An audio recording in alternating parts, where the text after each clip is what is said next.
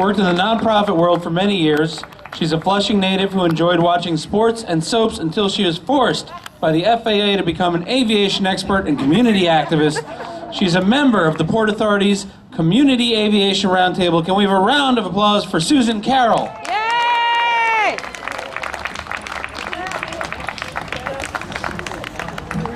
Hi, everybody. Tiny. So, waited a long time to speak today. That's okay. So, how many of you from Flushing? Yeah! So am I. I was born and raised there. And for all those who say the airports were here first, so you should expect the noise that you're receiving, I say I have always been aware of the airport's locations. It is the airports who are no longer aware of our locations here. Flushing was a great place to grow up. I loved going to the Queens Botanical Gardens, sledding in the winter, shopping on Main Street, going to Skyline Pool, sitting in the local parks. Now, I can't enjoy any of those places. The simple task of going to the mailbox at the corner has become too much to bear. I can't sleep, I can't watch TV, I can't sit on my terrace. I have to keep the AC on, even in cooler weather, to drown out the noise. My home feels like a prison now. And having lost my job last year, the pain is even worse. So what changed? Yes, there were always planes in Flushing. That's to be expected. We understand that.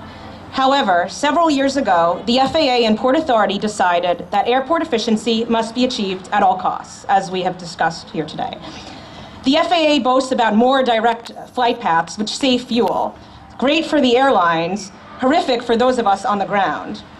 And it's important to note that proximity to the airports doesn't even matter anymore. If you're under these new, very precise flight paths, you are getting hit over and over, no matter where you live. I was a good student growing up. Now I wonder how kids in my neighborhood are able to concentrate and do their homework, or even play outside.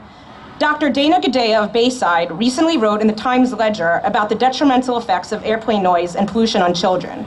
Senior citizens, of which there are also many in Flushing, are most vulnerable too. I live in a high-rise next door to an unsoundproofed elementary school. The Port Authority noise monitor on my roof, installed just last month, has already broken down 3 times and lost 6 days of data. However, when it has worked, it has shown decibel levels as high as 96 and frequent readings in the 80s. As we discussed, with 65 decibels on average is what the FAA considers to be significant. The FAA says these new flight paths, which, as we've learned today, did not do a proper environmental impact study on, show no significant impact. Well, they are very, very wrong. Yes, air traffic has increased, but so has the population of New York City, particularly Flushing, which is now a thriving immigrant community. We deserve better. No one should be subjected to planes flying at low altitudes at 1-minute intervals for 18 hours a day, every day. Enough is enough. The FAA is comprised of very bright people. They can design routes, as they did in the past, which try to mitigate noise, rather than increase it exponentially.